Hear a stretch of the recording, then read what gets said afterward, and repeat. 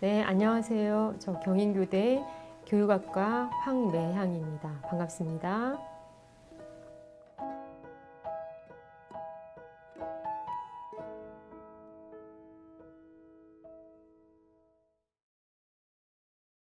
오늘 여러분들하고 좀 나눠볼 제 수업은요, 교육학과 심화 과목인 영재교육론 수업입니다. 영재교육론 수업은 일주일에 3시간씩 진행되고 있고요. 영재와 관련된 다양한 주제들을 다루고 있는데, 한 주제를 2시간에 걸쳐서, 6시간에 걸쳐서 다루고 있습니다.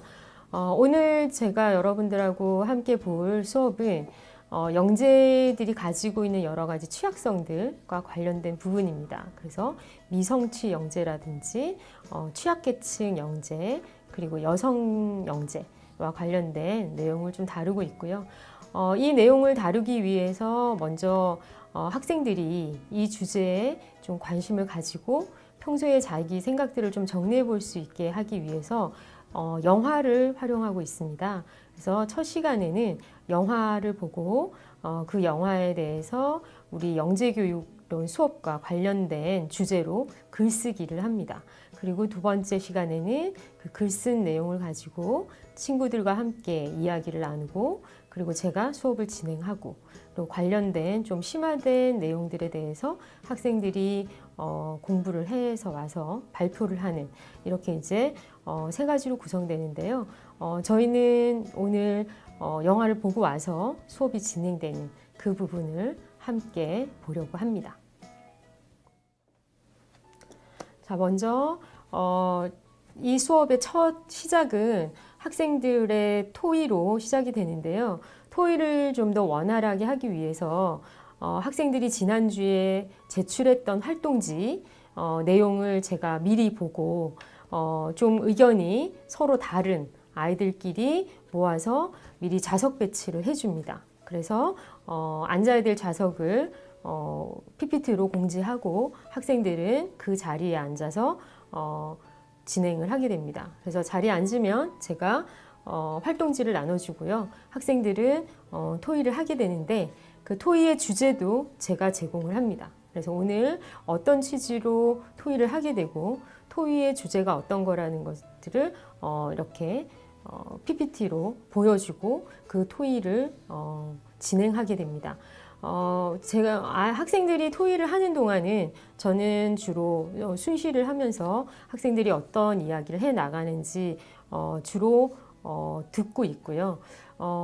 학생들끼리 토의를 진행하면서 이런 부분이 조금 더 진행될 수 있다, 이런 부분이 있으면 제가 조금씩 도와주기는 합니다. 그래서 토의를 한다고 해서 제가 이렇게 물러나 있는 것이 아니라 계속 학생들 순회하면서 계속 토의를 지켜보고 있습니다. 자, 여러분들 지난 시간에 우리 영화 봤어요, 그죠? 무슨 영화 봤죠? 보고 여러분들 그 쓴 거 제가 가지고 있는데 오늘 토의하기 위해서 제가 좀 나눴어요. 자, 여러분들 거 다시 받을까요? 자신이 작성한 활동지 내용을 발표할 거예요. 지금 쓴 거. 자, 시작할까요? 거기에 대해서 좀 처음에 좀 무섭게 하는 걸 알면서도 좀 의존하는 게 좀 어렵다고 생각을 하고 얘기를 했는데,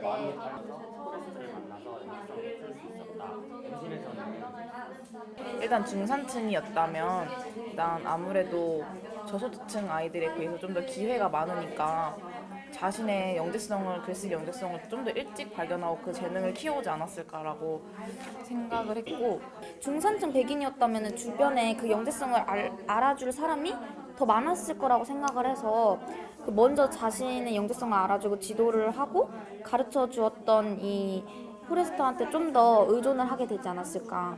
대로 징계 받을 뻔했을 때 결국엔 포레스터가 처음에 이제 자말이 농구도 잘하고 글쓰기도 잘하고 둘 다 잘했잖아. 근데 본인 스스로도 그렇게 생각하고 주변에서도 흑인이니까 글쓰기는 잘할 리가 없겠지. 그래서 본인 스스로도 자기 재능을 숨겼고 농구로만 나가려고 했었잖아.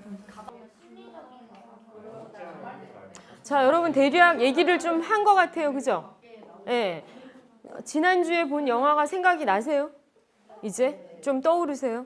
아, 내가 보면서 이런 생각들을 좀 했었구나. 이런 장면들도 있었구나. 이런 걸 얘기하고 싶구나. 조금 떠올리셨어요?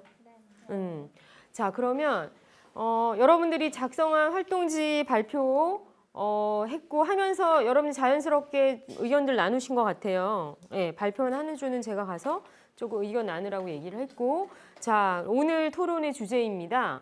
자, 여기서부터 1, 2, 3, 4입니다. 자, 1조는 자말은 영재인가? 자말은 영재인가? 영재라면 그 이유는, 영재가 아니라면 그 이유는에 대해서 저는 얘기를 해보세요. 자, 우리가 각 팀별로 다른 이야기를 하고 또 흩어져서 그 이야기를 다시 해볼 거니까 잘 그 각 팀에서 자기 이야기들을 열심히 해야 돼요. 자, 두 번째, 여기 이 팀을 자말이 영재라고 가정했을 때 그 영재성을 교사가 발견할 수 있는 방법은 뭘까? 자말 같은 아이들을 발견해. 자말처럼 저소득층이고 소외된 계층이고 잘 눈에 띄지 않는 이런 아이들, 그리고 자말이 가지고 있는 영재성이라고 하면 문학적 영재성이잖아요. 더더욱 수학이나 이런 것보다 눈에 띄지 않죠. 예, 특히 한국적 상황에선 더 그럴 거고. 그렇다면 교사가 그걸 발견할 수 있는 방안이 뭔지 좀 이 팀은 얘기해 보면 좋겠고, 그 다음에 세 번째 팀은 소외계층 영재를 교사가 발견하기 어려운 이유는 뭔지, 왜 어려운지, 그걸 극복할 수 있는 방안은 무엇인지에 대해서 얘기를 좀 해보면 좋겠고요. 마지막 네 번째 사조는 우리나라 중산층 여학생이었다면, 자말이 우리나라 아이고 또 여학생이었다면 그리고 중산층이었다면 세 가지의 가정이 다 바뀌는 거죠. 그랬다면 어떤 과정을 통해서 영재로 발탁이 되었을까? 그 이유는 왜일까에 대해서 얘기를 해보는 거예요. 자, 토의 주제 아시겠어요? 네, 그럼 시작할까요? 얘는 항상 뭐 어떻게 해요 저렇게 해요 이랬지 얘가 영재입니다 이러잖아. 좀 잘 쓰는 애인 것 같다. 발수했지만 그렇게까지 누가 봐도 얘는 엄청나게 얘는 셰익스피어의 환생이다 약간 이런 건 아니었을 것 같아. 그런 그 원석을 발견하는 거를 제 포레스터가 했기 때문에 뭐가 된 건데, 일단은 그래서 우리나라 상황 첫 번째 우리나라였다면을 본다. 물론 뭐 학자들에 따라서 흥미는 흥미고 과제 지수를 좀 다르게 보기도 해요. 근데 약간 그런 것도 있지 않아? 약간 그것도 영자라고 그러면. 영재는 일단 과제를 지속하고 있으면 그렇다 손 치더라도 중요한 질문이긴 해요. 그런 공감 능력도 어쩌면 서사 영재의 약간 영재적인 면 중에 하나이지 않을까. 근데 정말 생각을 해도 본인도 저소득층이고 흑인인 걸 알 거고, 그리고 아까 그 여자인 친구 그 발라라고 그 걔를 옆에 두면서 본인도 의식을 했을 것 같아요. 자신이 저소득. 근데 내적 동기랑 외적 동기가 있으면 이제 집안이 부유하거나 아니면은 부모가 교육에 관심이 많은 경우에는 외적 동기는 충족이 되니까 어쨌든 한쪽의 동기가 충족되면은 어느 정도 관심을 가질 수 있는데, 소외계층 영재로 태어나서 내적 동기마저 없다면 그러면 그 아이가 발현이 될 수 있을까? 그리고 교사가 그걸 발견할 수 있을까? 그거는 좀 사실 물론 자기가 어려우니까 내가 이걸 극복하고 잘해야겠다 이렇게 생각하는 애들도 많지만 그러기가 쉽지 않으니까. 맞아, 포기할 수도 있지. 근데 포기할 영재였는데 만일 집안 사정이 받침이 되었다면 그 영재는 포기하지 않았을 수도 있잖아.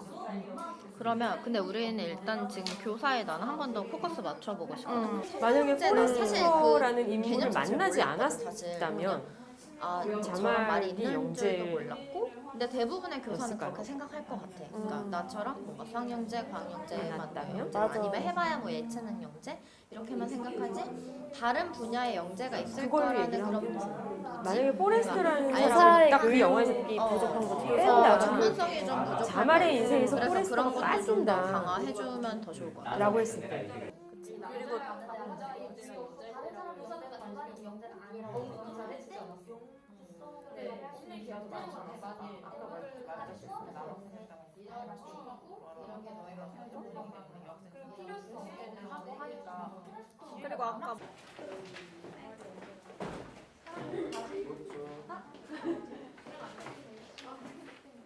그래서 그 학교에 들어가기 직전에 그래서 그런 시험 결과나 또 그 과제 집착력이 있다고 봤고 또 창의적인 면은 제가 스스로 판단하기 힘들지만 포레스터라는 그런 권위 있는 작가가 창의적이라고 코멘트를 해준 걸 보면 창의적이라고 볼 수 있지 않을까라고 첫 번째로 나온 의견이 래포를 형성함으로써 소통의 장을 마련하자는 거였어요. 그래서 친근감 같은 거를 아이들과 같이 생기게 되면 아이들이 좀 더 자신의 마음을 털어놓고 그리고 자연스럽게 교사가 아이들의 어떤 특징 같은 걸 관찰할 수 있는 기회를 마련할 수 있지 않을까. 그래서 그 방법에 대해서 정기적인 집단 상담, 그다음에 수업 시간에 교사가 자신의 사담 얘기를 하면서 친근감을 만드는 것, 그리고 놀이를 활용한 수업, 일기장 코멘트, 급식 등의 음식을 함께 먹는 것 이런 의견들이 나왔고 사실 뭐 예를 들어 다문화 학생이라거나 저소득층 아이가 뭐 천재적일 것이다라는 생각은 사실 조금 덜 하게 되잖아. 우리가 보통 생각했을 때 똑순이 뭐 이런 뭐 과학 영재, 수학 영재만 생각하지 다른 분야의 영재가 있을 거라는 그런 무지? 그러니까 또- 약간 소외계층이 많은 지역에 선생님은 더 영재 교육을 무지하다. 그렇지. 아무래도 관찰해서 그 학생에게 잠재성이 있는지 그런 거를 판단해서 영재 교육을 할 수 있는 체계가 되면 극복할 수 있지 않을까. 소외계층 아이들도 영재 교육을 받을 수 있지 않을까라는 생각을 했었고 선생님이 좀 멀게 느껴지면 말을 안 할 수 있잖아요. 그래서 이거 진짜 어려운 건데 일단 진짜 친해지는 방법이 진짜 중요한 것 같아요. 애들이랑 30명이랑 다 친해지기는 어렵지만 적어도 약간 선생님이랑 멀다는 생각은 안 들게 하는 게 중요해요. 이 수업의 두 번째 파트는 제가 수업을 진행하는 건데요.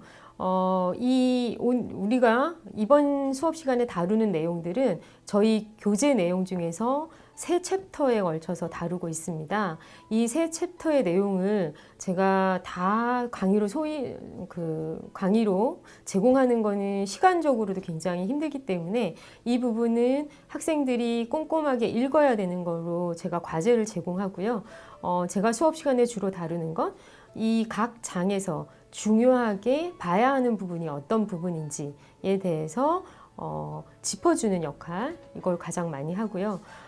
저희가 사용하는 교재가 영어 교재를 번역한 것이기 때문에 우리나라 상황을 충분히 반영하지 못하고 있는 부분들이 있어요. 그래서 그 부분들에 대해서는 제가 따로 조금 강의를 하게 됩니다. 그래서 그런 내용들도 너무 많이 담기게 되면 학생들이 굉장히 혼란스럽기 때문에 각 장에 한 가지 주제 정도, 이 정도를 제가 뽑아서 간단하게 설명을 하고 있습니다. 여기 13장, 문화적 다양성과 저소득층 아동, 영재성에 대해서 했지만 여러분들이 얘기를 하는 가운데 미성취 영재 이야기나 여성의 미성취에 대한 얘기들을 좀 했었어요. 자, 그래서 12, 13, 14가 오늘 다 해당하는 내용입니다. 그래서 어떤 부분을 좀 중심으로 여러분들이 꼭 봐야 되는지만 제가 간단하게 짚어주고 각자 공부를 좀 하는 걸로 할게요. 자, 먼저 12장 한번 볼까요? 보면 미성취 영재는 사실은 영재 연구가 아주 오랫동안 연구되는 동안 미성취 영재라는 개념 자체가 별로 존재하지 않았어요. 여러분 혹시 어디서 봤을까? 이디어 사방, 서번트 증후군 이런 말 들어보셨어요? 어떤 건데? 어느 한 분야에서만 되게 뛰어난 능력을 보이고 다른 분야에서는 보통 사람보다 더 낮은 능력을 갖고 있는 영재학생. 굿닥터에 나오는 친구는 원래 뭔데? 자폐증이죠. 자폐증, 좀 유식하게 얘기하면 발달장애. 발달장애이면서 그런데 뭐예요? 소아과 의사야. 맞아요? 그 일상생활을 혼자 하기 힘들 정도로 장애가 있거나 지적으로 굉장히 낮은데 어느 한 분야에 굉장히 뛰어난 걸 가지고 있는 거죠. 이런 그 친구들이 발견되면서 나타난 개념이 미성취 영재예요. 네. 이렇게 다른 데서 우리가 잘 알고 있는 에디슨도, 우리가 잘 알고 있는 아인슈타인도 학교에서는 제대로 적응하지 못했다고 그랬잖아요. 다 부적응하였고 학교에서 좋은 성적도 내지 못했고 학교도 제대로 마치지 못했고 이제 이런 개념이 있으면서 학교 공부를 잘 해내지 못하더라도 학교에서 뭔가 두각을 나타내지 못하더라도 영재성을 가지고 있는 그런 경우들이 존재한다라는 이야기들이고요. 그러면 왜 영재들이 미성취에 가는가? 그리고 미성취하고 있는 영재가 있다면 우리가 어떻게 발견해야 되는가? 그들의 특성은 어떤가? 뭐 이런 이야기들이 이 책에 나와 있습니다. ADHD 들어보셨죠? ADHD는 어떤 거지? Attention Deficit, 주의가 부족해. 하이퍼, 높아. 네, 하이퍼 액티비티, 활동이 높아요. 디스오더, 장애예요. 그래서 주의력 결핍, 과잉 행동 장애라고 하는데 이 ADHD를 가지고 있으면 주의가 산만하고 계속 하니까 다른 사람이 이거 공부해봐, 이거 해봐 이런데 잘 따라오지 못하겠죠. 그러니까 주어진 학교 공부는 제대로 할 수 없어요. 내가 가지고 있는 지적인 능력, 지적 영재라면 아까 자말같이 글을 잘 쓰는 영재라면 서사적 능력, 수학을 잘하면 이런 것들을 굉장히 잘할 수 있는 재능을 가지고 태어났으나 발휘되기 되게 어려운 거죠. 예. 그래서 실제로 이 미성취 영재에 들어가면 ADHD 또는 학습장애, 여기 닥터스에 나오는 자폐 이런 이야기들도 많이 나오고도 있어요. 그래서 특수교육하고 되게 맞닿아 있는 영재인데 어디에 가 있어? 도움반에 가 있다는 거죠. 이런 이야기들이 12장에 있습니다. 이렇게 여학생들이 어릴 때 엄청 똑똑하고 학교 다닐 때 남학생들보다 성적도 더 좋은데 결국 최종적으로 가면 뭔가 남자들이 더 그 지위가 높은 자리에 더 많이 가 있는 이것은 도대체 어떤 과정을 통해서 이렇게 될까라는 연구를 좀 했었는데 그때 연구를 했을 때 이미 공부를 잘하고 있는 초, 중, 고 때부터 꿈꾸고 있는 직업의 포부가 좀 다른 거예요. 포부. 네, 뭘 하고 싶다라는 포부가 이미 남녀 차이가 좀 나고 그런 것들을 어떤 것들이 설명하는가라는 변인들을 많이 봤는데 그중에서 이게 되게 재밌는 발견이어서 제가 여러분들과 공유하려고 가지고 왔는데요. 결국에는 내가 포부를 가질 때 이런 진로 포부가 높으려면 내가 공부를 잘하는 사람이다라고 느껴야 되는데 그런 잘하는 사람이라고 느끼는 정도에서 진로 포부로 가는 게 여학생이 남학생에 비해서는 좀 더 밀접히 관련된다고 해요. 그러니까 내가 아주 잘하고 있어야 높은 포부를 가는 거에 있어서 이거의 관계가 남학생이 좀 더 크다는 거죠. 여학생에 비해서. 이거 보면 0.17, 0.21인데 그렇게 큰 차이는 아니지만 그 다음에 더 재밌는 건 그러면 이런 거에 내가 공부를 잘하는 사람이야? 공부를 잘하는 아이들이지만 스스로 내가 잘한다고 느끼는 것도 좀 다른 장면이잖아요. 잘한다고 느끼고 포부를 높이 가지기 위해서는 부모하고의 관계가 되게 큰 설명력을 갖는데 남학생의 경우에는 아빠하고의 애착보다 엄마하고의 애착이 더 설명력이 커요. 그 다음에 여학생의 경우에는 엄마하고의 애착보다 아빠하고의 애착이 설명력이 커요. 그리고 그 차이가 훨씬 더 커요. 네. 그러니까 아들은 엄마의 지지를 많이 받아야 공부에 자신감이 생기고 딸은 아빠의 지지를 많이 받아야 공부에 대한 자신감이 생긴다는 거죠. 네.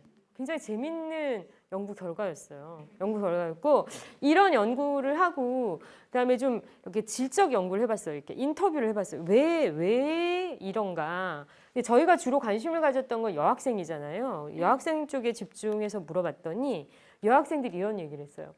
아빠가 나한테 너 참 잘했다라고 할 때는 진짜 잘한 게 맞대요. 그런데 엄마가 나한테 잘했다라고 할 때는 이건 립 서비스일 때가 많다는 거예요. 그건 별로 믿을 수가 없다는 거죠. 그렇기 때문에 아빠가 정말 잘해준다고 해야 내가 정말 잘하는구나 라고 힘을 얻고 그래서 좀 더 높은 진로 포부를 가질 수 있다는 거예요.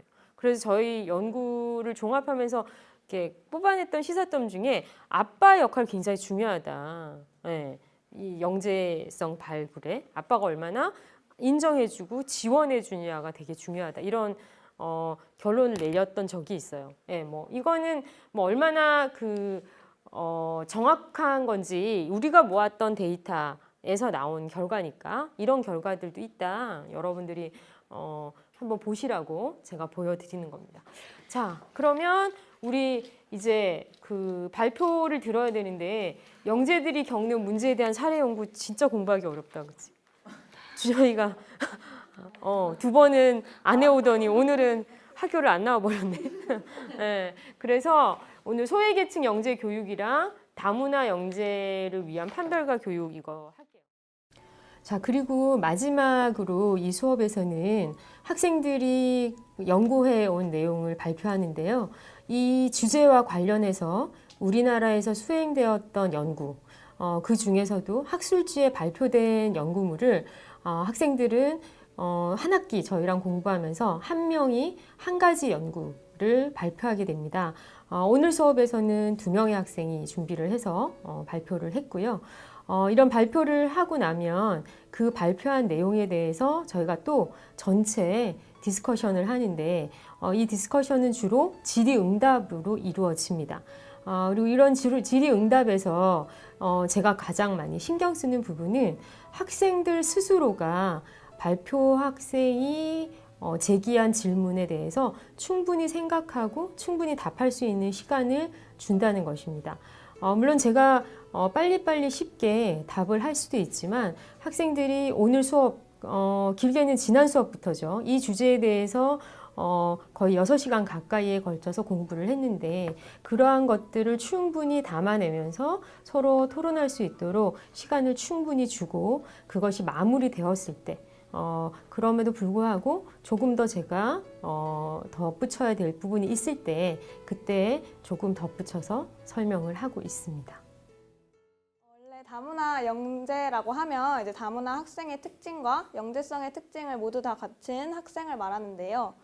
일반적으로 다문화 가정은 뭐 국제 결혼이나 뭐 유학생, 이주 가정, 뭐 북한 이탈 주민을 일단 그런 가정을 의미를 하고 법적으로는 뭐 부모님 중 한 분이 한국 국적을 가진 사람을 말합니다.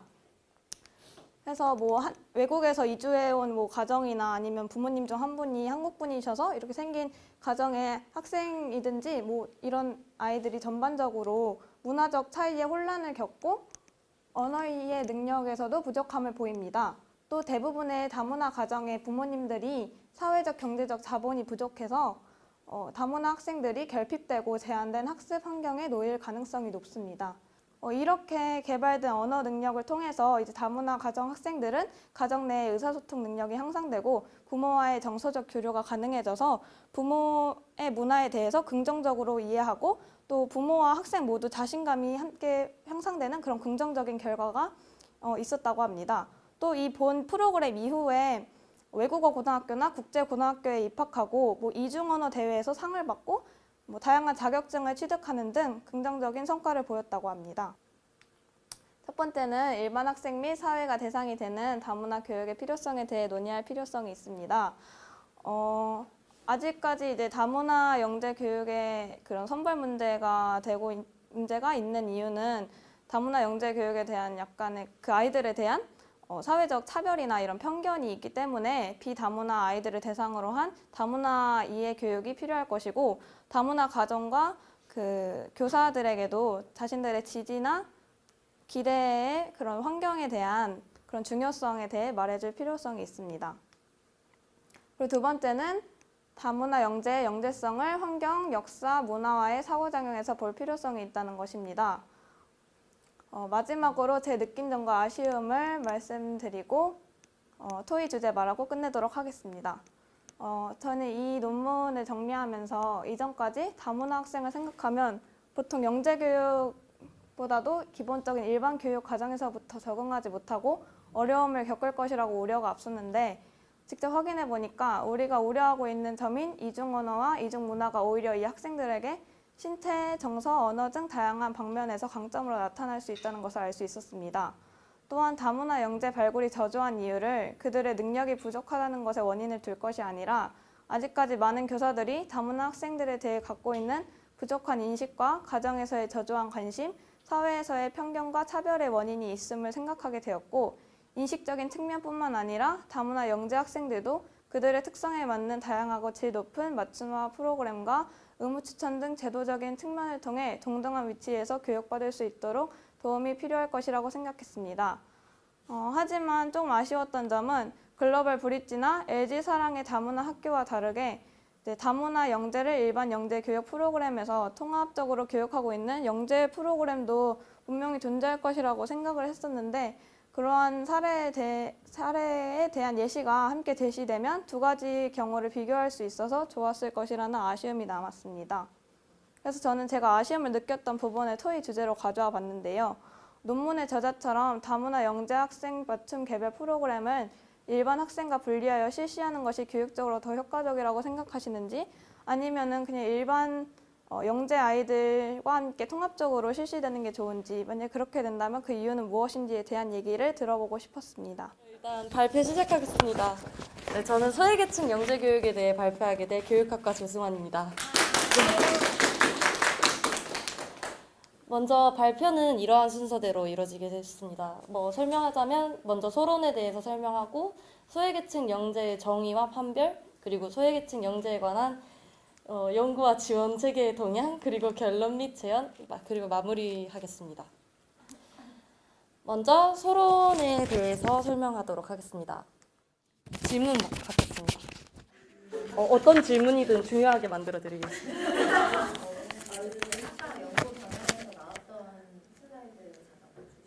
연구 경향이요? 전환 서비스 교육을 말씀하셨는데. 네. 네.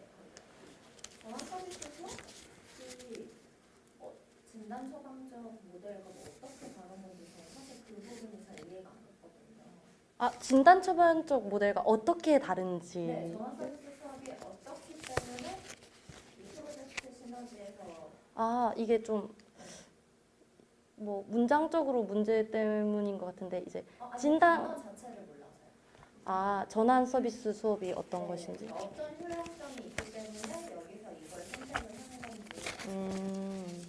잠깐만요. 다른 부분들은 다 이해가 갔거든요. 네. 프로젝트 시너지.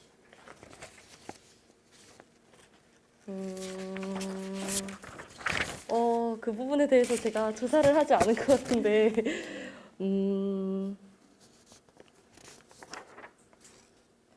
프로젝트 시너지. 진단 처방적 모델로서 정규. 그럼 혹시 이것에 대해서 생각 있으신 분 있나요? 이것에 대해서? 저는 전환 서비스 수업의 성격이라는 거. 진단 처방적 모델로서 정규 영재교육 프로그램에 배치하는 것을 목표로. 그러니까 진단에서 처방하는 이 프로그램 자체가 아까 우리 한국에서 시행되고 있는 그 프로그램이랑 비슷하게 정규적인 영재교육 이거 이제 받기 전에 정규 영재 프로그램을 배치하는 것을 목표로 해서 그거 전에 하는 사전적인 그런 프로그램의 성격을 갖고 있는 건데, 그래서 그게 어떤 문제가 있다면 진단을 하고 처방적인 이제 모델로서 전환 서비스 수업의 성격이라는 점. 약간 그런 말.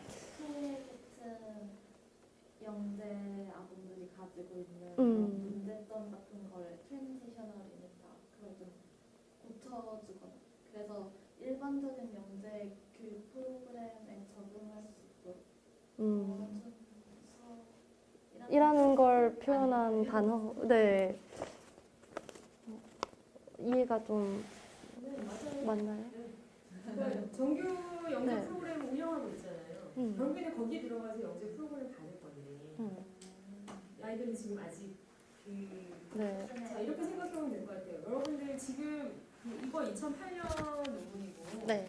지금은 이제 그 이후에도 그래서 지금 우리나라에는 어떤 제도가 있냐면 사회 배려 대상자 전형이라는 게 부터 시작되죠. 고등학교 입시부터 그죠? 고등학교 입시부터 시작되고 대학에서도 마찬가지고 그렇게 들어오는 아이들이 학업을 제대로 따라가지 못할 때 그것들을 보충해주는 보충 프로그램들이 존재하죠. 네, 대학에도 존재하고 고등학교에도 존재하고 이런 프로그램 형태라고 생각하시면 될 것 같아요. 트랜지셔널이나 판단하는 거는 그런 네, 또 질문 있으신가요?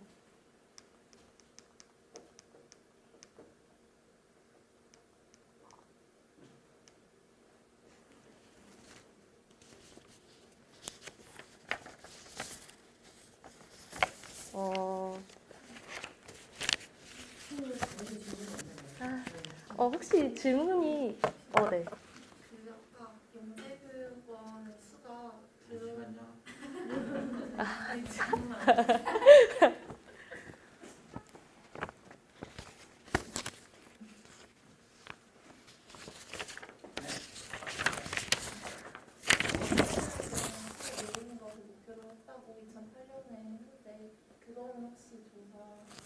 영재교육원의 수 아마 여기 나와 있을 텐데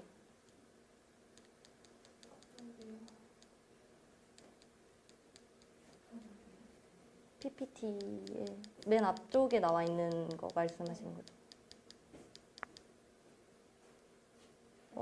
여기서 보면은 영재교육원.